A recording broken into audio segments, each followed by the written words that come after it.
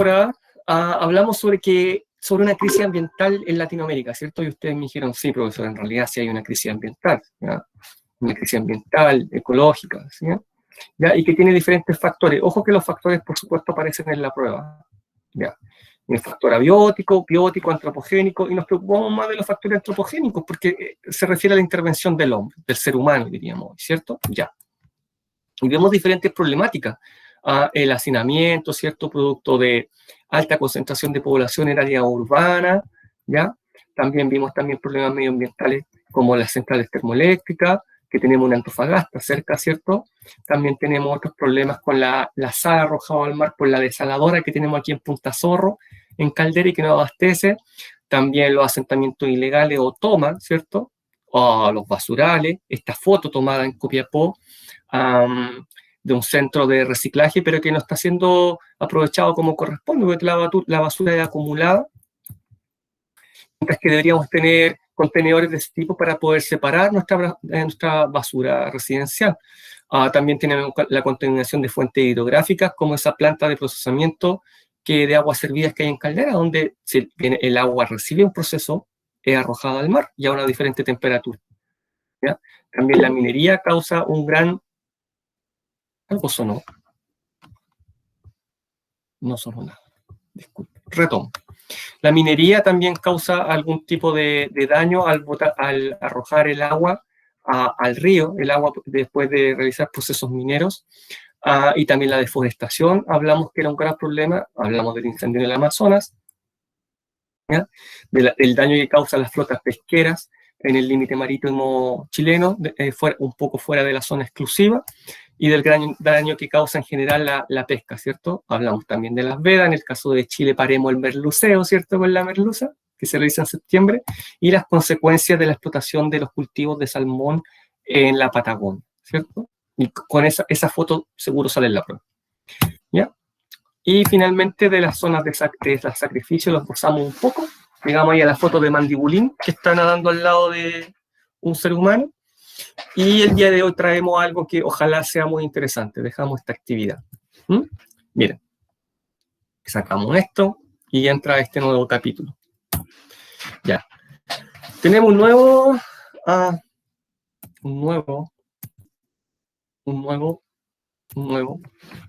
capítulo. Me cambié el título al capítulo.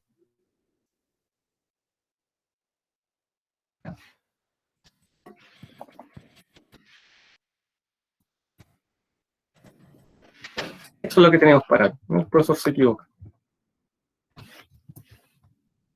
Ya, ahora sí podemos comenzar.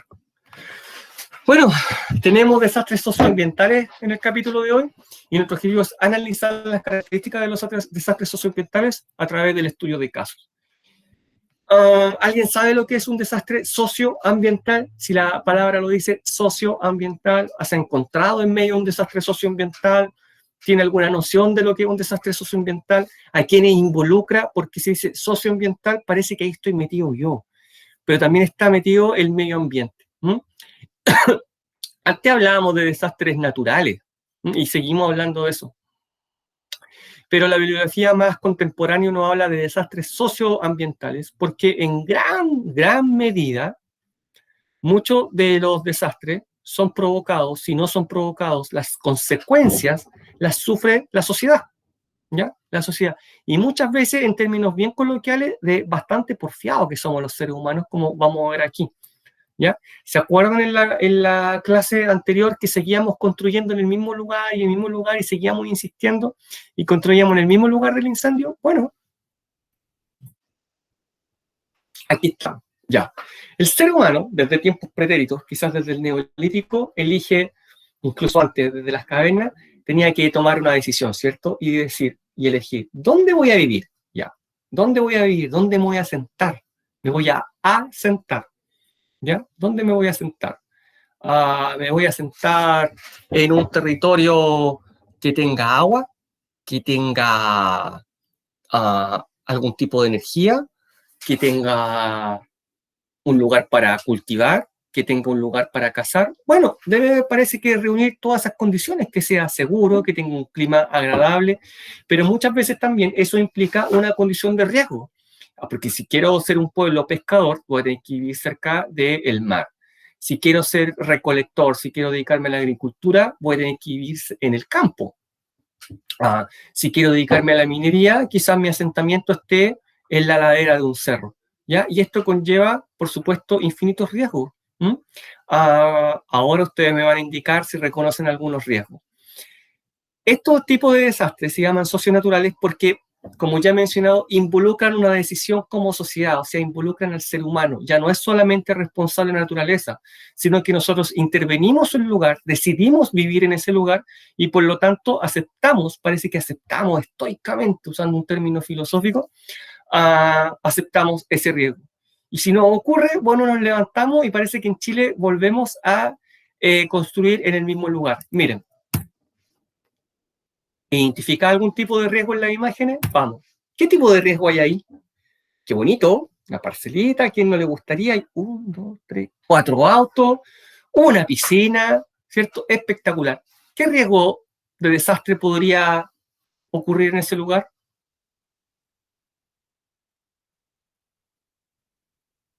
¿Un incendio? Claro, pues la amenaza es latente y prende una chispa y ¡pum! Se quema todo. Mire, allá está seco, está verde, pero allá está seco, ¿cierto? Y aún así, aunque esté verde, los incendios lo consumen todo y podría arrasar todo eso, ¿cierto? Es un riesgo.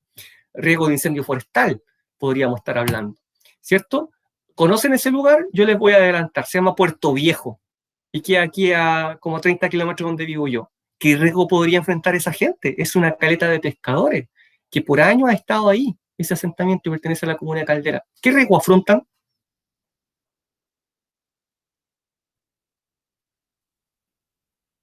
Un tsunami.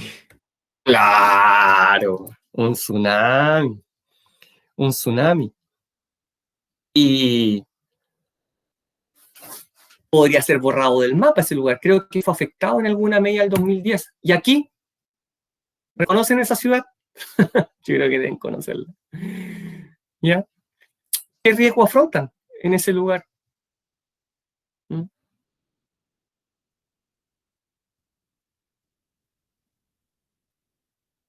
¿Nadie se le ocurre? ¿No podría haber un derrumbe ahí? ¿Un aluvión? Imagínense una lluvia fuerte. ¿Podría ser? Oye, ¿alguien podría mandar un punto de mensaje? Porque parece que en el teléfono no me están apareciendo los mensajes.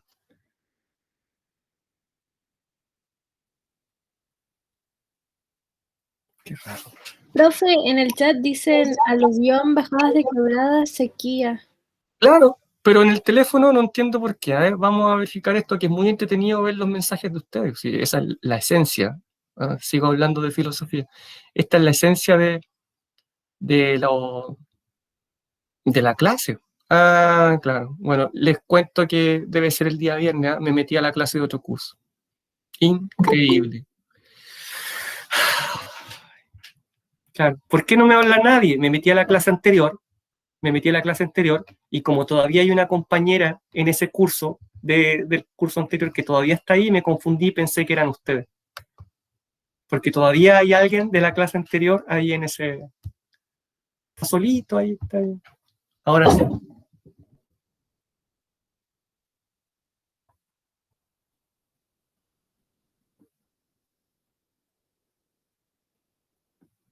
Qué raro. Ya, ahora sí, disculpen. Ya, listo. Ahora sí. Y ahora escriban todo lo que quieran. Ya, si a veces pasa. Ya. Claro, claro. Y Copiapó ya tiene un fenómeno que ocurrió en ese lugar, por lo tanto, no es nada nuevo.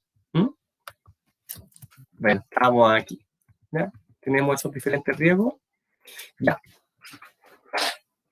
Estos son fenómenos que pueden ocurrir, ¿cierto? Los desastres socionaturales, por acción de la naturaleza, ¿cierto? Es la acción de la naturaleza, ya, sí, eso es indiscutible, sí. La acción de la naturaleza, sí, pero ¿qué pasa? No es siempre, porque muchas veces alguien va fumando, lanza la colilla del cigarro por la ventana y ¡pum! Se enciende todo, incendio forestal, ¿ya?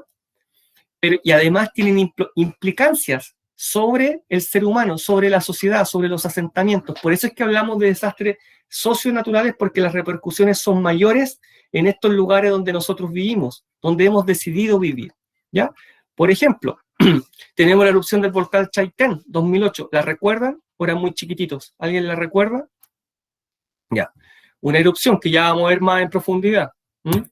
Tenemos el terremoto y tsunami de 2010. Yo ahí sí que tengo la experiencia de primera mano.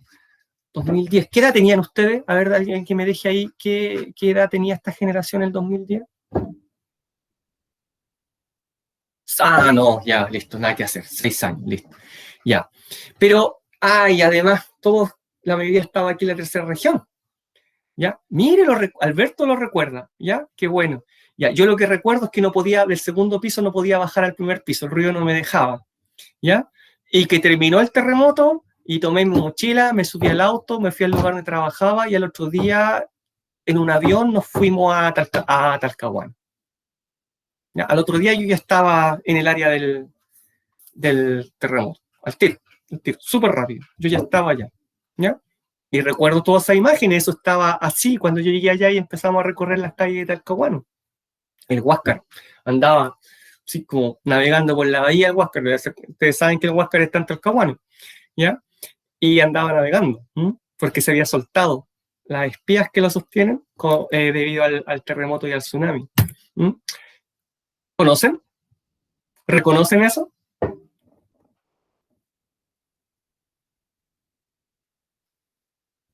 Sí, claro. 2015. 2015. ¿Se acuerdan? ¿Se acuerdan la capa de barro que quedó después? ¿Se acuerdan? Así como con grieta en la capa de barro que había, que quedó marcado en los edificios y quedó marcado en los árboles el nivel al que llegó el barro. Y en algunas partes todavía está marcado el nivel. Sí, sí, claro. Y se desbordó el río, quedó el desastre socionatural del que habla el profe. ¿Y dónde seguimos construyendo? Usaban mascarilla, claro. ¿Y dónde seguimos construyendo? Seguimos construyendo nuevamente a la orilla del río Copiapó. No ha cambiado nada. Estamos simplemente, parece que, esperando el siguiente aluvión, el siguiente derrumbe, la siguiente lluvia, la siguiente crecida del río. Porque ¿qué medidas se han tomado? Si el cauce del río nuevamente está bajo, bajísimo, prácticamente no se ve, ¿ya? ¿Y qué tanto ha cambiado? No ha cambiado nada. Parece que el ser humano tiene ese arraigo territorial del que a mí me gusta siempre hablar y que no nos queremos cambiar del lugar donde vivimos. Y siempre volvemos al mismo lugar continuamente. ¿Ya? ¿Qué me pueden decir de eso? Terrible, terrible. ¿Ya? El incendio comenzó y esa noche yo estaba ahí. Profe. Sí, esa noche yo estaba ahí y me mantuve aproximadamente 3 días en esa área. ¿Ya? Después les voy a contar un poco. En el incendio de Valparaíso 2014, ¿ya? El año antes que entré a la universidad. Storytime, ya, ahí cuando toquemos el tema, ahí les voy a contar, ¿ya? Terrible, terrible. O sea, unos corrían para allá, otros corrían para allá, otros corrían para allá. Sí, más o menos, del 92 para adelante, he estado en muchos lugares en que han habido lamentablemente desastres naturales, María, ¿ya? Y en otros países también, ya les he contado.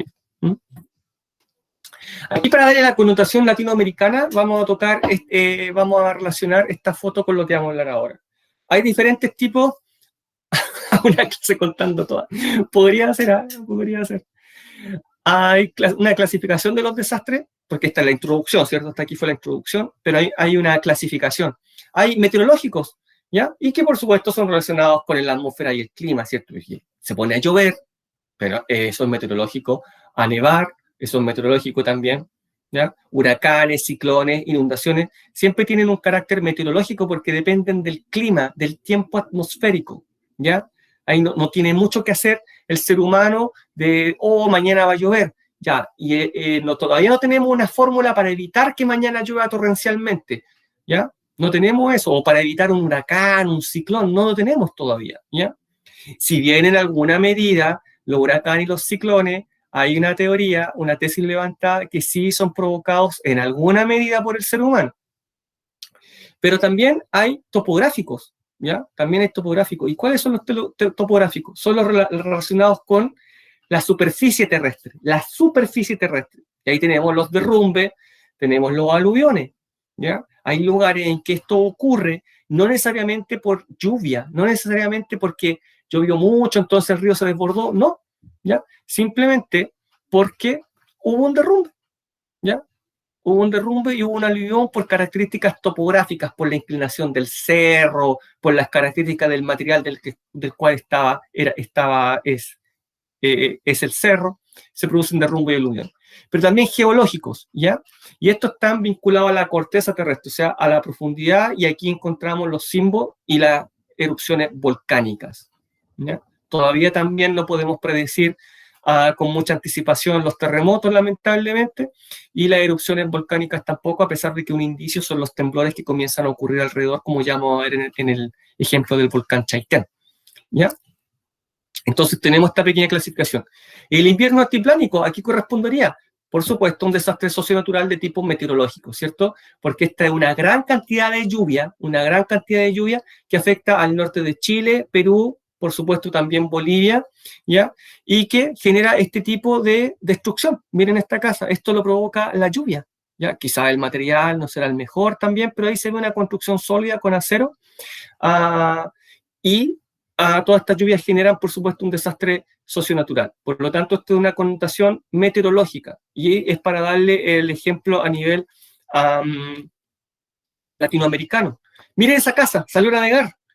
Gran aluvión sepultó a cientos en Brasil, ¿ya? También podríamos atribuirlo, dadas las condiciones que se observan en la foto, es una condición que tiene una combinación de agentes topográficos y meteorológicos, porque esa inundación probablemente haya sido causada por la lluvia torrencial, ¿cierto?, en la zona del Amazonas, y sepulta a cientos en Brasil. Tenemos también un ejemplo más cercano, a cientos de cadáveres y edificios destruidos tras un sismo. Se equivocó el editor, tras un sismo en Haití. ¿Se acuerdan del terremoto en Haití? Ya que, a ver si alguien tiene computadora ahí, fue algo grado 7, algo, ¿o no? Si alguien lo busca y me deja ahí qué grado fue el terremoto en Haití, pero fue de un grado que aquí en Chile ni siquiera nos levantamos, yo creo. Yo creo que con un 7 aquí en Chile decimos, está temblando. Y pareciera que no nos movemos mucho. Bueno, este terremoto en Chile, en Haití, para ellos, terremoto, para nosotros habría sido un temblor de mediana intensidad, como les gusta decir Miren, fue de 7. Fue de 7. Piensen ustedes, ¿qué hacen en Chile con un grado 7? Gracias, Abril. ¿Qué hacen en Chile con un grado 7? Yo no me levanto mucho. Agarrar eso, Matías, dio en el clavo, agarrar la tele, hay estudios sobre eso.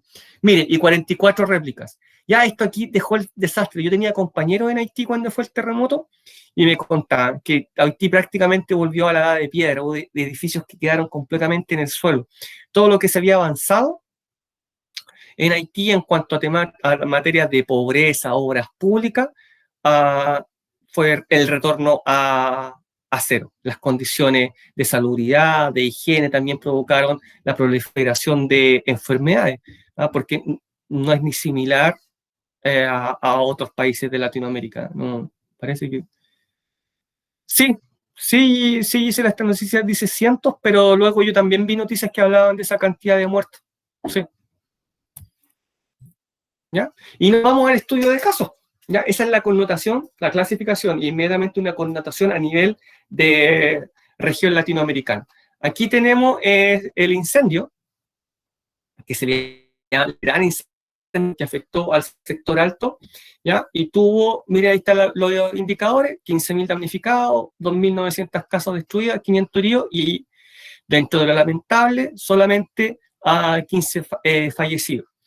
Y el comienzo del fuego, no sé si ustedes recordarán, unos pájaros chocaron con unos cables eléctricos, ¿ya? Se murieron electrocutados, ¿ya? Pero al golpear y al caer soltaron chispas. Y esas chispas, increíble, pero es así, esas chispas lograron encender un pastizal que había en el del sector alto, y ahí comenzó este lamentable incendio, que se comió prácticamente toda la parte alta de Valparaíso. Miren esa imagen, por favor. ¿Ya? ¿Y por qué dice un incendio perfecto? Porque los expertos siempre hablan de los factores, ¿cierto?, que lo facilitan. Se encendió una chispa, ya, listo, comienza el fuego. Si es en verano o cercano al verano, esto noticias del 13 de abril, ¿ya? Hace mucho más calor, por lo tanto facilita la proliferación del fuego. Pero hay un factor súper importante en Valparaíso y en gran parte de Chile, que es el viento, ¿ya? El viento rápidamente, pero muy rápidamente, hace proliferar el fuego y se extiende a diferentes cerros, ¿ya? Ese es el comienzo del fuego. Pero no solamente esto, sino que había gran falta de líneas de agua. Este es después del incendio, ya pensemos que este es un asentamiento prácticamente ilegal, ya podríamos calificarlo como una toma. Aquí la gente no tiene agua potable, ¿cierto? No llega la electricidad, hay que estar colgado prácticamente de la electricidad, ni mucho menos van a haber grifos ni líneas de agua de las cuales pueda disponer bombero para conectarse. Por lo tanto, eso facilitó el desastre. ¿Se dan cuenta cómo se va combinando las palabras socio con natural? ¿Ya? Socio con natural, pareciera que cada vez nos damos cuenta que hay más de socio que de natural, ¿ya? Porque no es natural que estén los cables ahí, pasaron los pájaros y chocaron, ¿ya? Podríamos atribuirlo a causas naturales. Los pájaros, sí, pero los pájaros chocaron con un cable que colocó ahí Pepito, ¿ya? Un ser humano. Por lo tanto, cada vez nos acercamos más al socio que al natural y se produce el fuego en un asentamiento intervenido, por supuesto, por el ser humano. Falta de líneas de agua. ¡Buah! Por supuesto, Olga, claro. O sea, el rebote, eso es, claro. O sea, usted nómbreme uno y va a tener consecuencias para nosotros. O sea, el que me nombre, o sea, que podríamos pensar en uno que no, y no se me ocurre. A ver, un huracán, un terremoto, un maremoto, un tsunami, una erupción volcánica, un incendio. No encuentro uno que no. Todos rebotan. Todos ahí nos golpean a nosotros. Y volvemos al mismo lugar. Aquí viene algo bastante surrealista, miren. Iba yo en el camión. No iba así. Bueno, iba sentado en el camión con toda mi gente a la que yo estaba a cargo. ¿Ya? Y en ese momento, claro, causa Matías un efecto prisma. Para los compañeros expliquemos, una botella o un vidrio, cualquier cosa de ese tipo, en verano causa un efecto prisma, ¿cierto? Proyecta la luz solar como una lupa y causa un incendio también. Íbamos en el camión, intentábamos subir al incendio y era imposible. Unos corrían para allá, otros corrían para acá, unos gritaban, otros lloraban, caos. Todos querían subir en el auto, todos querían arrancar el auto, unos iban a ayudar, otros arrancaban. Bajémonos del camión. Bajémonos del camión y comenzamos a correr. A correr. Mire, allá va el cerro, ¿eh? Allá va el cerro. A correr y llegamos arriba corriendo. Y ahí comenzamos a cooperar. En realidad, la primera misión era sacar a la gente de ahí porque la gente no se quería ir. Muchos corrían, otros se quedaban por temor a perderlo todo. Pero ¿qué temor tiene? Si aquí ya lo perdió todo, se quemó todo, si todo esto es construcción ligera. No, pero es que mi perro, y ahí buscábamos el perro, de repente lo encontrábamos. No, es que el gato, ya ven para acá. Y encontrábamos el gato, el balón del gas, y el balón del gas, a un camión, ya lo bajamos para que no explotara. Ese era el problema a las primeras horas del incendio, ¿ya? Ese era el problema, ¿ya? Las calles estrechas y venían los bomberos y escuchábamos de lejos, y ahí vienen los bomberos, sí, pero se demoraban como una hora desde el pie del cerro en llegar arriba porque las calles, miren esta calle, esto es real, ¿ah? Esta calle es de doble sentido, ese auto viene bajando, esto es el caos absoluto y esto es un día normal. Ese camión de Pepsi está descargando ahí las bebidas para el negocio en la esquina. Y aquí está lleno de letreros que dicen no estacionar. ¿Y qué está haciendo el chileno? Ahí. ¿Cierto? Ahí. Y no estacionar a ninguno de los dos lados. Y ahí. ¿Ya? Ya. Y esto es lo más normal en Valparaíso. Esto es el día a día. Sí, lleno de cables. Si no, yo no me encuentro muy agradable en realidad. Hay lugares muy bonitos, pero hay otros lugares que no. Pero miren esto, las calles estrechas, y por aquí subir los bomberos. ¿Cómo lo hace? Esto es un día normal, imagínense con el caos del incendio. ¿Ya? Y está el camión de la Pepsi, este auto, aparece cursor, ese auto quiere bajar, estos quieren subir. Ya, ahora piensen en el día del incendio. ¿Ya? Calle estrecha. Comenzó inmediatamente casi la reconstrucción. Nosotros seguíamos operando en ese lugar y llegaron materiales destruidos por el Estado de Chile, ¿cierto? Para que la gente comenzara a levantar sus casas. en el mismo lugar, porque no hay otro lugar, la gente no se quería ir. Y nos enfrentamos al problema de los robos, de que el vecino le robaba los materiales a su otro vecino. ¿Ya? Y ese era un grave problema al que nos tuvimos que enfrentar, que no nos hubiésemos imaginado. Mire, ahora, el incendio social, el incendio social, si como hablamos de la pandemia social también ahora, mire, el incendio social, se robaban los materiales entre ellos. ¿Y cómo íbamos encontrando las cosas? Porque los materiales estaban numerados. Al vecino tanto le corresponden todos los con el 70, todos los con el 71, todos. ¿Ya? Y de esa manera los podíamos recuperar, pero se los robaban entre ellos, o les decíamos, vecino, vaya, si no tiene dónde irse, a un albergue, a otro lado. No, porque lo poco y nada que me quedó, mis vecinos me lo van a robar. Ah, ¿dónde se desvían los autos? Buena pregunta, Matías. ¿Dónde se desvían los autos?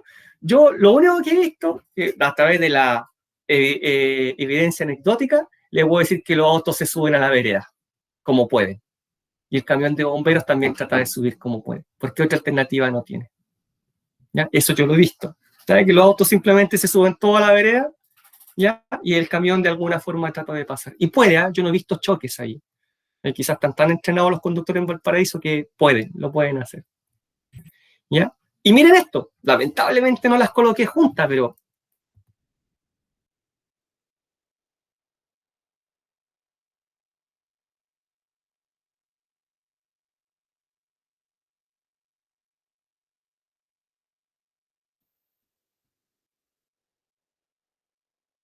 ¿qué me dicen ustedes?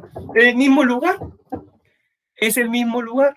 El antes y el después, lo muestro de nuevo.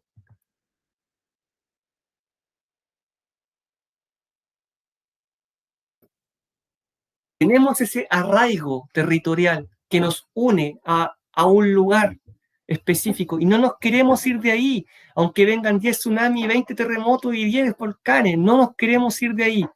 Arraigo territorial, recuerden ese concepto, ¿ya? Y volvemos a construir en el mismo lugar, ¿ya? Y el vecino está construyendo. Aquí no hay energía eléctrica, hay que colgarse, no hay agua potable, no hay baño, olvídense de eso, ¿no? ¿Ya? Nadie te saca la basura. Y ese es otro problema, porque la gente va acá, sube hasta acá con basura y tira la basura, ¡pum!, a la quebrada. Y esa acumulación de basura facilita después los incendios en verano. ¿Ya? ¿Se acuerdan del incendio forestal de 2017? ¿Ya? Quizás de esto se acuerdan mucho más. ¿Alguien se acuerda que casi se quema todo el centro y sur de Chile? Todo, prácticamente se quema todo. ¿Ya? Hagan memoria un poco. Hubo un gran incendio. Sí, de eso iba a hablar. Matías, ¿se acuerdan cuando vino el supertanker? ¿Ya? Cuando llegó el supertanker y todos hablamos del supertanker que lanzaba así un montón de agua al mismo tiempo, ya. Y que después llegó un avión ruso que se llamaba Iluchin y que aquí en Chile le colocamos el Luchín, que era un poco más chiquitito, y que como todos le colocamos sobrenombre, decíamos el Luchín, ya. Y que lanzaba agua, ya, de ese incendio estamos hablando. Unos técnicos tenían la responsabilidad de hacer revisiones periódicas, ¿ya? A hacerle mantenimiento a unas líneas eléctricas de una empresa que se llama Compañía General de Electricidad Industrial, ¿ya? Y estos técnicos no realizaron el mantenimiento como corresponde, ¿ya? En esa oportunidad. Por lo tanto, hubo un cortocircuito, ¿ya? Y saltaron unas chispas y comenzó el incendio. Miren, por favor, la fecha, 28 de enero de 2017. Esta sí que es la tormenta perfecta. Pleno verano, mucho viento, falta de agua, sequía, ¿cierto? A nivel nacional en Chile y comienza el incendio. El incendio se produce en diferentes regiones. Abarca desde la cuarta región prácticamente hasta la Araucanía. Esto es increíble, ¿ya? Y el viento fue el que hizo este trabajo. 500.000 hectáreas quemadas, 4.000 casas destruidas y lamentablemente 14 fallecidos. Miren, esta gente está haciendo una cadena humana prácticamente con baldes tratando de apagar en alguna medida el incendio o mitigar las cenizas que van quedando, que es el trabajo que realizan las personas que no tienen una misión específica, ¿cierto? La gente que no pertenece a la CONAF, ¿ya? Esto es Santa Olga, Ya, esto es zona de guerra. ¿Sí? Que hay una bomba ahí. Miren, ahí entre la neblina, ahí cayó una bomba. ¿Ya? El fuego pasó por ahí y se lo comió todo. Arrasó absolutamente todo. Todo. No quedó nada. Fue consumido completamente. O sea, el pueblo desapareció. ¿Ya? Piensen en este otro problema que nadie me lo ha mencionado en zonas de este tipo. Los animales. ¿Ya? La gente quiere volver por los animalitos porque son su vida. ¿Cuánto vale un caballo, una vaca, un piño de oveja, de cabrita? Y es su sustento, porque de ahí ordeñan y hacen sus productos, no solo la carne, sino que también viven de la fabricación de queso, por ejemplo, en este caso. ¿Ya? Y mucha gente volvía por los animalitos por cariño o nuevamente por arraigo territorial. En el caso de Santa Olga, fue prácticamente arrasado por las llamas. Así como ustedes lo ven. Pero, nuevamente, métanse a fuego este término del arraigo territorial. Ahí está Santa Olga. 2 años después de la tragedia de Santa Olga. Reconstrucción avanza, pero vecinos reclaman que es lento. Así está. Hoy debe estar más bonito, porque esto es 2019 y comenzó la reconstrucción en el mismo lugar. ¿Ya? Yo voy dejando videos para que vean, si es que les interesa profundizar. Mira, esto es una plaza con juegos, ¿cierto? Este mismo lugar es prácticamente el mismo lugar que vemos aquí en esta imagen. Volvemos a reconstruir el mismo lugar. No nos podemos ir a otro, ya, si ahí lo tenemos todo. Esto se vuelve más emblemático en el caso de la erupción del volcán Chaitén, ¿ya? Y es el mejor ejemplo, Chaitén. Les voy a decir si se acuerdan, pero ¿conocen esto? Si yo les digo terremoto Valdivia, ¿alguien sabe? ¿Alguien tiene algún relato? ¿Alguien del colegio, cursos anteriores? ¿Recuerda alguien algo acerca de este tema? Tienen que haberlo visto en el colegio, ¿no? Miren, qué raro. Terremoto de Valdivia, ahí está, 9,5. Matías, salieron a un cerro donde no habían cerro y aparecieron quebradas donde no habían quebradas. Sí, o sea, la gente se levantó el otro día después del terremoto y la ciudad era otra. O sea, la configuración del territorio era otra. Salieron cerros donde no habían cerros y salieron quebradas donde no habían quebradas. El río cambió el curso. Este es el terremoto de mayor magnitud en la historia de la humanidad, de los que se ha medido, de los que se ha podido medir con instrumentos, ¿cierto? Que la ciencia ha podido medir. Justamente, Matías, el de mayor intensidad en la historia de la humanidad desde que se miden los movimientos sísmicos. 9,5, 10 minutos. O sea, 10 minutos, 10 minutos. La gente, 1960, tercera edad, aquí era el fin del mundo. Era el fin del mundo. Eso era. Claro, claro, por supuesto. Y ellos decían en los relatos, que ahí les dejo el video, por tiempo no los puedo mostrar todos. Hay relatos cortitos de gente, muy cortitos, ¿ya? Testimonio. Y decían, esto partió con unos temblores chiquititos, cortitos, y después cada vez más hasta que vino el remesón grande. Claro, de ahí para arriba, ¿ya? Y dejó 2.000 fallecidos desde ahí y más de 2 millones de damnificados, porque no fue solamente en Valdivia, o sea, decimos Valdivia, pero siempre afecta a una zona mucho más grande, ¿cierto? Y ocurre un hecho bastante particular que ahora vamos a revisar. Miren, para hacer la contextualización de lo social. Miren, ya, así quedó, porque después vino, eso es lo que quería decir, vino un tsunami, ya que toda la línea de costa, por supuesto, la arrasó, no dejó nada, no dejó prácticamente nada, lo inundó todo, ¿ya? Y este hecho particular, del cual yo les quiero mencionar, es Puerto Saavedra. Puerto Saavedra fue afectado por el terremoto, después vino el tsunami, lo dejó plano, ¿cierto? Lo dejó a ras de suelo, arrasó todo, sin ningún servicio básico, nada de nada. La gente afortunadamente alcanzó a escapar, ¿ya? Pero miren este hecho. Ya. Ahí está Puerto Saavedra, ahí. Y ustedes ya se van a dar cuenta, ya se están dando cuenta que tiene una particularidad. ¿Ya? Está en orilla de costa, ¿ya? Pero hay un río, ¿ya? Hay un río hasta terreno interior que llega aquí hasta Temuco, pero que pasa por varias comunidades, Nueva Imperial, varios asentamientos, ciudades, comunas. ¿Ya? El río. Por lo tanto, Puerto Saavedra tiene una condición fluvial muy especial que la comunica con zonas interiores, ¿cierto? Eso les facilita el comercio. Ellos pescan productos marinos, tienen productos marinos y los van a vender por el río en embarcaciones menores a terreno interior. Y así se maneja la economía de Puerto Saavedra. Ya, súper bien, pero viene el terremoto. Sonido de terremoto. ¿Ya? ¿Listo? Entonces, aquí va a ocurrir algo. Aquí va a ocurrir algo, ¿ya? En este lugar. Ese lugar, ese que estoy marcando ahí, más ampliado, zoom, hago zoom, y es este lugar. Entran las embarcaciones con la pesca, llegan a Puerto Saavedra, venden sus productos y los productos luego son llevados por el río a terrenos interiores para ser comercializados. ¿Ya? Perfecto. Pero ¿qué pasa con el terremoto? Esto que ustedes ven aquí, ¿ya? Es la desembocadura del río Imperial antes del terremoto.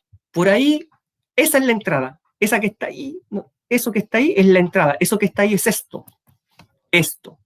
Esa entrada, la desembocadura. Ya, eso que está ahí. Por ahí entran las embarcaciones, ¡prum!, llegan a Puerto Saavedra. Ya, ¿y qué pasó con el terremoto? ¿Y dónde está la desembocadura? ¿Y dónde está la desembocadura? Desapareció. Desapareció. No hay más desembocadura. ¿Y qué hacemos ahora en Puerto Saavedra? Miren, el desastre socionatural. ¿Qué hace con su economía Puerto Saavedra? ¿Cómo llegan los productos? Se derrumba la economía. ¿Qué hacen? ¿Ya? Bueno, por supuesto, esto después se corrigió, ¿cierto? Con el tiempo, con maquinaria. Esto se corrigió. Bastante tiempo pasó que estuvieron en esa condición. Pero miren el desastre. Había desembocadura, ahora no tenemos, por lo tanto las embarcaciones ya no pueden entrar a Puerto Saavedra. No hay otra entrada. No hay otro lugar, no hay más desembocaduras del río Imperial, estaba solamente esa. Por lo tanto, en algún momento tuvieron que reinventar su economía y posteriormente solucionar su problema. Por lo tanto, ahí está claramente la contextualización del desastre socionatural y la problemática, como mencionan ustedes muy bien, para toda la sociedad, que todo rebota, ¿cierto? Y de alguna manera nos afecta. Vamos con el volcán Chaitén, para ir cerrando. En 2008, quizá alguien recordará algo, hubo una erupción, ¿ya? Volcán Chaitén, que está acá. Ya, ahí. Y aquí está Chaitén, ¿cierto? Una comuna. Por lo tanto, todo el material piroclástico, toda la erupción también, esa contaminación que fue lanzada a la atmósfera, más toneladas de ceniza, afectaron a esta comunidad, porque todo se desplazó a través del río, ¿ya? Y el río no fue capaz de contener todo este material y el río se comenzó a desbordar, ¿ya? A desbordar. Y ese desborde causó no solamente que el pueblo fuera afectado por la ceniza, por el material piroclástico, por los continuos temblores provocados por la erupción, sino de que también, raro podría pensar uno, el pueblo fue inundado, porque el río no fue capaz de contener todo el material, ¿ya? Y aquí tenemos el mejor ejemplo también del arraigo, porque el pueblo de Chaitén se convirtió en un pueblo fantasma. El Estado dio la orden de evacuarlo completamente. No debía quedar nadie en Chaitén, y la gente se negaba porque tenía sus animalitos también ahí, ¿ya? Por lo tanto, finalmente tuvieron que intervenir las carabineros, Fuerzas Armadas, para evacuar obligatoriamente, ¿ya? Obligatoriamente a toda la gente. Tengo que acompañar. Déjeme anotarlo, Esteban. Curso, Esteban. Curso. Esteban. El A. Listo. Perfecto, Esteban. Que le vaya bien a usted y a su padre en esa ida al centro. ¿Ya? Que le vaya súper. Chao, va a quedar grabado esto. Que le vaya bien. Retomo. Entonces tuvo que ser evacuada prácticamente por la razón o la fuerza, porque ya nadie se podía quedar ahí, si ahí nadie podía seguir viviendo. Miren, en 2010 fue declarada inhabitable, ¿ya? Y posteriormente comenzó la reconstrucción de una nueva Chaitén, pero no ahí, en un sector cercano, ¿ya? Y posteriormente, 2019, es decir, 11 años después, 2008, 2019, 11 años después, recién se comenzó a aceptar 11 años después que la gente comenzara a llegar de nuevo a Chaitén, ¿ya? Y al menos al área sur, y comenzó a ser nuevamente habitado. Todo esto por el arraigo, famoso concepto que hemos aprendido, ¿ya? Sí, una imagen más cercana, ¿ya? Ahí viene el río, ¿cierto? Que es el que finalmente termina inundando a Chaitén. Miren esto. Esto que está aquí, es material que fue arrastrado y que dejó a Chaitén prácticamente sin orillas de costa, que antes estaba bastante más cercana. Todo este material aquí se acumuló. Miren, ¿ya? No hay una orilla de costa cercana, sino que acá está la ciudad y todo esto es material arrastrado por el río, porque el río fue inundado y arrastró toda esta cantidad de material, simplemente le vamos a llamar, y fue acumulado aquí, y quedamos sin orilla de costa, ¿ya? Benjamín, lo anoto.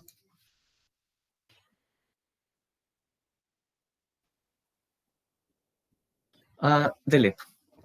Ya. Deja que le vaya bien, ¿ya? Chao. Y ahí está, ¿eh? Ahí está. Pero esto es Chaitén. Eso que ustedes ven ahí, ¿ya? Eso que ustedes ven ahí, esa es la comuna de Chaitén. Ahí está. Esa es la foto post-erupción, ya abandonada. Ya abandonada, pueblo fantasma, completamente inundada, y no solamente inundada, miren cómo creció el río y arrastró todo y lo inundó. La gente, por supuesto, iba a ser evacuada, ayudada por las Fuerzas Armadas, por aire y mar, porque por tierra no se podía, estaba el camino bloqueado. Las consecuencias otra vez sociales, porque los animales, si bien sufren las consecuencias directas, son las personas las que ven derrumbada quizás su economía, porque dependen de esta ganadería, por ejemplo, y de la agricultura para poder subsistir. Eso blanco que ustedes ven no es nieve, no.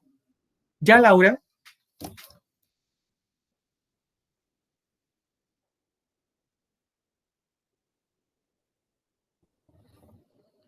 Ya, que le vaya bien con su papi.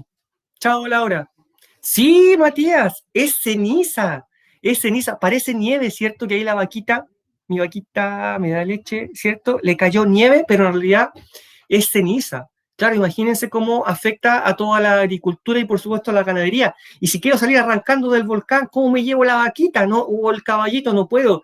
Tengo que arrancar, ¿cierto? Y luego tendré que venir a ver si es que puedo reunir a mi ganado, ¿ya? Se vio mucha gente afectada por esto. Y esta, mire, ceniza, no nieve, ¿ya?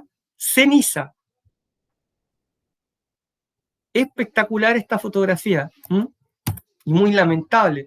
Y 11 años después declaran habitable el sector, ¿bien? Aquí ya se nota que hay reconstrucción, pero quedó todo este material acumulado. Por lo tanto, no hay una orilla de costa acá. No, ellos nos dicen, vamos a la playa, ¡pum! Vamos a la playa de Desembocadura. Sí, me podría bañar en el río, pero aquí todo esto es material arrastrado por el río. Entonces, para ir cerrando, tenemos consecuencias de los desastres socionaturales, ¿cierto? Afectan directamente a los seres humanos, ¿cierto? Es inevitable. De alguna forma u otra nos van a rebotar.